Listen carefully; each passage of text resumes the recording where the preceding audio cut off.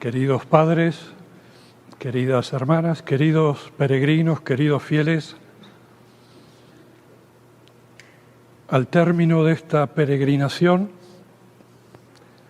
de alguna manera se impone hacer las resoluciones. Y en primer lugar hay un supuesto, y es que el mundo actual y la sociedad actual se está repaganizando. Y a la vez, la crisis de la fe en la Iglesia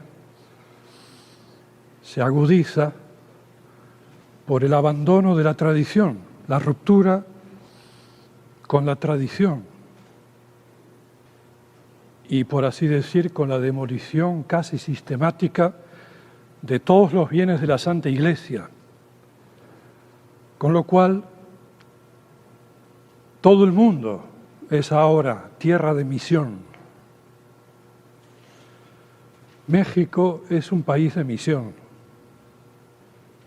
y por lo tanto ese espíritu misionero es más necesario que nunca. Y hay una verdad que es evidente, y es que para que haya misiones tiene que haber misioneros. Eso significa que tiene que haber muchos sacerdotes, y no solo sacerdotes, sino religiosos y religiosas, de vida activa y de vida contemplativa. Todas las almas consagradas son profundamente apostólicas y están ordenadas esencialmente a establecer el reino de nuestro Señor Jesucristo mediante la conversión de las almas. La mies es muy grande, pero los obreros son pocos. Nosotros mismos no damos abasto para atender todos los fieles que van llegando y para responder a todos los pedidos que tenemos en todo el mundo y aquí en México. Si quieres ser perfecto, vende todo lo que tienes, dáselo a los pobres y luego ven y sígueme. Y el joven rico no le siguió. Indudablemente, en la vocación hay un llamado de Dios. La vocación viene de Dios. Pero luego hay un compromiso que es libre, que depende de la generosidad de aquel que es llamado o invitado por nuestro Señor Jesucristo.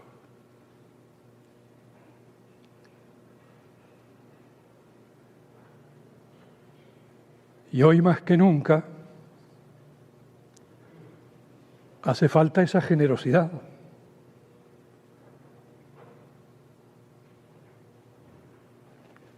A veces nos da la impresión de que algunos son muy avaros, no tanto de su riqueza, pero sí de su confort, de su tiempo, de su vida, avaros de sí mismo. Y para seguir la vocación hay que renunciarse y renunciar a todo y seguir a Cristo.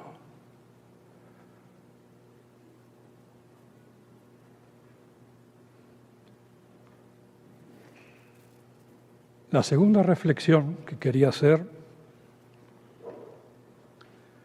es que además de las almas consagradas, el espíritu misionero o apostólico es un espíritu esencialmente católico, cristiano, fundado en nuestro Señor Jesucristo, en la cruz de Cristo, en la redención de Cristo. O sea que de algún modo todo cristiano tiene que ser apostólico y tener celo misionero, ya sea sosteniendo y ayudando las misiones o a través de las obras de misericordia, corporales y espirituales sobre todo, colaborando con los movimientos apostólicos para difundir la verdad, para establecer lugares de culto, para que la vida de la gracia de nuestro Señor pueda llegar a las almas. Y en última instancia, hay un apostolado que todos podemos y todos debemos hacer. Y es lo que el Papa San Pío X llamaba el apostolado de la oración y la penitencia. Y no significa solamente hacer alguna oración por las vocaciones o algún sacrificio por las vocaciones, lo cual está muy bien, pero significa que siguiendo el ejemplo de nuestro Señor Jesucristo crucificado, toda nuestra oración y toda nuestra vida y todos los sacrificios que nos son necesarios para cumplir cada uno con nuestro deber de Estado y para vivir cumpliendo los mandamientos de nuestro Señor Jesucristo, que todo ese caudal espiritual, interior, sobrenatural, se aplique de algún modo al bien de las almas, a la conversión de los pecadores, a la salvación de los hombres. Y ese es verdaderamente el espíritu misionero que nos tiene que encender el corazón a todos.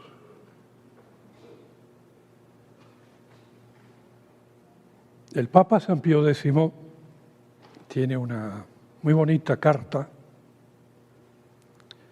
dirigida al propósito de los carmelitas, y es pocos meses antes de su muerte, y dice que para el fin que él se propuso de restaurar todas las cosas en Cristo, ustedes saben que era su divisa, restaurar todo en Cristo. O sea, para que Cristo reine. Dice que mejor que muchos discursos y exhortaciones es considerar el ejemplo de los santos. Y entonces nos presenta como modelo y ejemplo a Santa Teresa de Jesús. Este año es el 4º centenario de la canonización, el mismo día, de Santa Teresa de Jesús, de San Ignacio de Loyola, de San Francisco Javier, de San Felipe Neri y de San José de Calasanz. Ahí tienen 5 ejemplos acabados del espíritu apostólico y misionero. Y Santa Teresa no fue la menor, y es lo que explica San Pío X, siendo ella carmelita. Y dice el Papa que además el ejemplo de Santa Teresa es como el mejor remedio a los males de su época. Se trata de comienzos del siglo XX y los males de la época del Papa San Pío X son exactamente los mismos que los nuestros. Nada más que ahora esos males están agravados, extendidos por todas partes y son acelerados. Entonces, ejemplo de militar por el reinado de Cristo, de restaurar e instaurar todo en Cristo. Y en segundo lugar, remedio a los males que vive la Iglesia. Y el Papa cita específicamente el racionalismo, o sea que no hay nada por encima de la razón del hombre, el naturalismo, lo sobrenatural no existe, el abandono de nuestro Señor Jesucristo, su negación en el orden social e incluso en el orden espiritual, y enumera entonces algunas de las características de la santidad en la imitación de Cristo de Santa Teresa de Jesús, que son las que nos interesan. Y en primer lugar, dice el Papa, la fe. Fue admirable, dice, cómo Santa Teresa de Jesús vivía de la fe, no de sentimientos puramente humanos, sino de la fe revelada. Y cómo entonces en su vida dirigía todos sus pensamientos, sus palabras, su doctrina, sus acciones, sus proyectos, únicamente fundada en la fe y en el espíritu de fe y en la confianza que le daba la fe en Dios y en nuestro Señor. Y ese espíritu de fe la llevaba, dice el Papa, a venerar el magisterio de la Iglesia Católica, el magisterio de siempre, de la Iglesia, maestra de sabiduría y de verdad. Luego el Papa explica que esa misma fe viva, ardiente, fue el fundamento de su oración. Es decir, que no solamente contemplaba los misterios de la fe, sino que vivía profundamente esos misterios de la fe. Los contemplaba y había una devoción por la fe católica. Y que esa devoción por la fe católica se prolongaba en Santa Teresa de Jesús en el celo por la propagación de la fe. Era el tiempo del descubrimiento de América. Y no solamente la propagación de la fe, que la fe llegue a aquellos que no la tienen, que no la conocen, la verdadera fe, sino por la defensa de la fe católica, porque era el tiempo también del protestantismo, que estaba desangrando a la Europa cristiana, católica, del luteranismo. Y entonces ella inicia la reforma y establece esa armada de almas consagradas a Dios para sostener a los que predican y a los que defienden la verdadera fe. Y ahí es cuando San Pío X dice, Santa Teresa de Jesús realmente instituyó el apostolado de la oración y del sacrificio.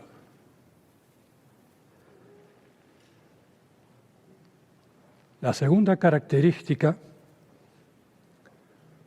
dice San Pío X, es en un tiempo de indiferencia o negación o traición a nuestro Señor Jesucristo, la devoción ardiente que tenía por nuestro Señor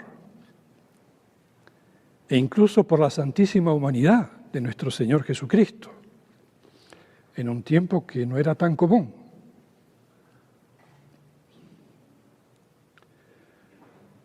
Y que Santa Teresa sencillamente había recordado a sus contemporáneos aquello tan olvidado, dice San Pío X, que dijo nuestro Señor Jesucristo: yo soy el camino, la verdad y la vida. Camino, verdad y vida. Nadie va al Padre si no es por mí.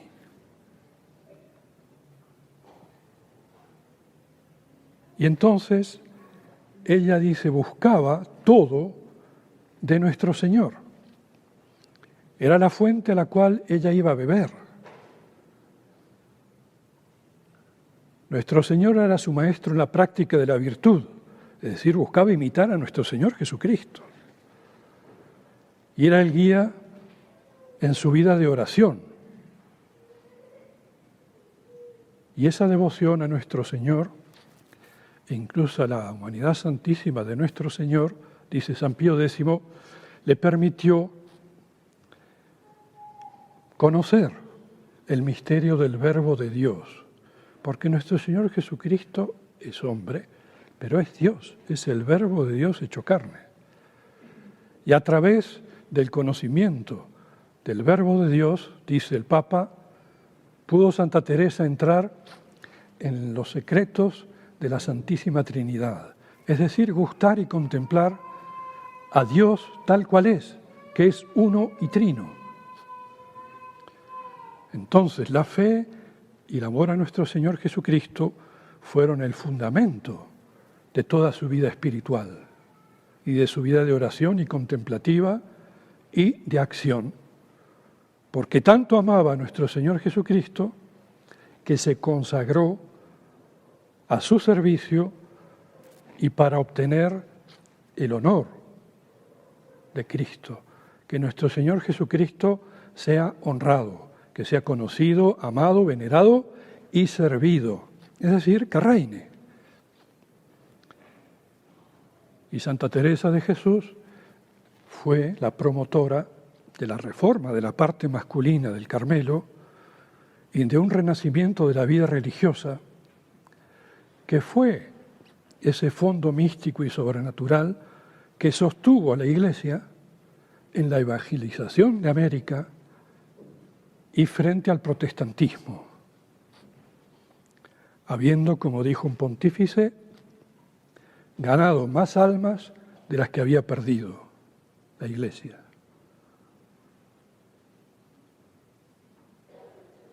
Y de esa fe viva y de esa devoción ardiente y de esa relación muy personal con nuestro Señor Jesucristo, brotaban, dice, la actitud que Santa Teresa de Jesús tuvo respecto a dos revelaciones que nos dio nuestro Señor Jesucristo y que nos dan a conocer las dos invenciones más maravillosas, dice el Papa, de la misericordia de nuestro Señor Jesucristo, es decir, la actitud de Santa Teresa hacia la Eucaristía y hacia la Iglesia. En una época en que no se acostumbraba, Santa Teresa buscaba asistir todos los días a la Santa Misa y a recibir la comunión. Y tanto así que ya ella prácticamente veía a nuestro Señor en la Eucaristía. Y de ese espíritu, de ese amor al santo sacrificio y a la Eucaristía, brotaba en ella el deseo de reparar, el espíritu de reparación al Sagrado Corazón de Jesús, a nuestro Señor presente en la Eucaristía, por todas las ofensas, sacrilegios y ultrajes. Piensen ustedes esos males, la pérdida de la fe, el espíritu naturalista, racionalista, el abandono de nuestro Señor Jesucristo, los ultrajes referidos a la misa, a la Eucaristía, se han centuplicado en nuestra época, porque se han introducido oficialmente en la Santa Iglesia. Y sin duda, al menos eso esperamos, con una buena intención, van destruyendo aquello que es más sagrado en la Iglesia y en la fe. El depósito de la fe, el tesoro, que es nuestro Señor Jesucristo, la cabeza de la Iglesia, su presencia en la Eucaristía, su sacrificio renovado en la misa. Cada misa es un verdadero sacrificio, renovación del sacrificio de la cruz, hecho por nuestro Señor Jesucristo. Pues bien, todo eso hoy día, de una manera cuasi oficial, es despreciado y destruido. Entonces, más que nunca tenemos que tener ese espíritu de Santa Teresa de Jesús. Y finalmente, dice el Papa, respecto la actitud que tenía Santa Teresa de Jesús respecto a la Santa Iglesia, el amor a la Iglesia. Poco antes de morir, una de las frases finales de Santa Teresa de Jesús fue: yo soy hija de la Iglesia y muero en hija de la Iglesia. Y entonces no solamente ese amor por la Iglesia se manifestaba por una obediencia total de la fe, de su fe, al magisterio perenne de la Santa Iglesia, sino que se manifestaba por un gran amor a los sacramentos. Y esto, dice San Pío X, es admirable, porque Santa Teresa de Jesús fue una de las místicas más grandes de la historia de la Iglesia, que tuvo una multitud de gracias extraordinarias, místicas, sobrenaturales, únicas. Pues bien, Santa Teresa de Jesús insistía en ir a buscar la gracia de Dios y de nuestro Señor a los sacramentos. Y de allí, de ese amor a la Iglesia y a los sacramentos, brotaba, dice el Papa, el amor al sacerdocio y esa voluntad suya de consagrar su vida para sostener a los sacerdotes y a los religiosos, que son los que tienen que propagar y defender la verdadera fe y luego dar todas las cosas sagradas, todos los bienes sobrenaturales. Y el Papa cita aquella frase famosa, que sin duda conocen, de Santa Teresa de Jesús, que decía que ella estaba dispuesta a dar su vida por una rúbrica de la Iglesia. Las rúbricas son las normas que la Iglesia escribe en rojo en el breviario para el oficio o en el misal para decir la misa. Y Santa Teresa de Jesús decía, yo estoy dispuesto a dar mi vida por defender una rúbrica y cumplir una rúbrica de la Santa Iglesia. A alguno le podrá parecer o es un poco mezquino, ¿no? Pero como dice San Agustín, no es que la virtud o lo grande esté en cumplir algo pequeño. Lo que es grande es ser fiel en lo que es pequeño. Eso es grande. Ser fiel por amor a Dios en las cosas pequeñas. Eso es muy grande. Y ese era el espíritu de Santa Teresa. Ustedes vean qué fidelidad a la Iglesia de siempre. Qué sumisión y qué ardor para defenderla. Ella decía que nadie puede amar y defender el honor del esposo si no ama y no defiende la esposa, es decir, la Santa Iglesia.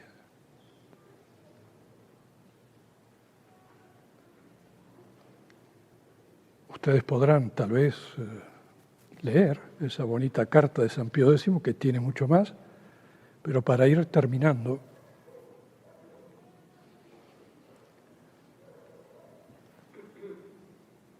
tenemos muchos ejemplos de espíritu misionero.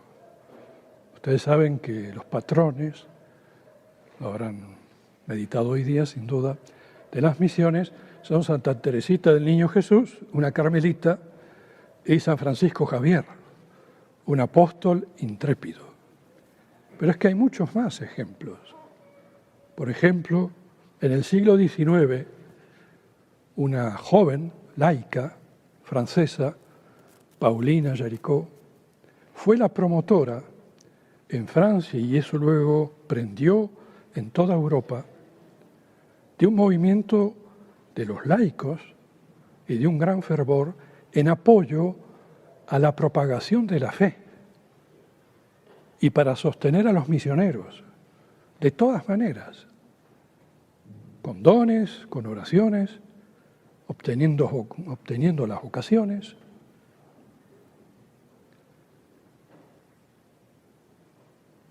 Y luego más cercanamente tenemos el ejemplo de los niños de Fátima, Jacinta, Francisco, que consagraron y dieron su vida por la conversión de los pecadores, la conversión de los hombres, por la salvación de las almas, a través del corazón inmaculado de María, la gran pastora establecida por nuestro Señor Jesucristo, porque Él quiere reinar por la Santísima Virgen y por el reino del corazón inmaculado y doloroso de María. Y toda la espiritualidad de Fátima y del corazón de María es eso.